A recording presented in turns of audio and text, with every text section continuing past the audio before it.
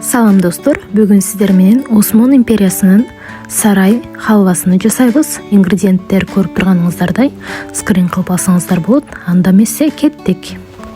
Алгачкы эле болуп сковородкага сары майды кошобуз. Эригенден кийин суу майыбызды куябыз.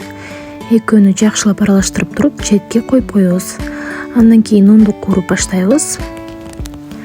Un бир аз саргарып калгандан кийин пудра шекерини элгектен өткөрүп үстүнө коебуз жана экөө бири-бирине сиңип кеткенге чейин аралаштырабыз. Эми майды куйганга кезек жетти. Майды сырыктырып куюп алгандан кийин кайрадан эле экөө бири-бирине сиңгенге чейин аралаштырууну улантабыз.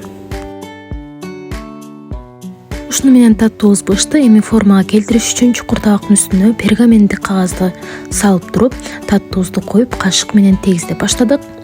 Дагы тегиз болуш үчүн стакандын асты менен тегиздедик. Мына. Эми болсо муну формаларга бөлүп баштадык. Кааласаңыз 4 бурчтук, кааласаңыз борсок түрүндө кессеңиз болот. Андан кийин муздаткычка эң аз 2 саат коюп туруп, жей берсеңиз болот. Мынакей. Бул таттууну кофе же чай менен сервис кылсаңыз болот. Ошондой эле баткендин канды көрүгүндөй болуп, оозду аябай бат эрийт. Таттууңуздар таттуу болсун. Видеом сизге жаккан болсо, каналыма катталып, лайк басып, комментарий бөлүмүнө пикириңизди калтырыңыз.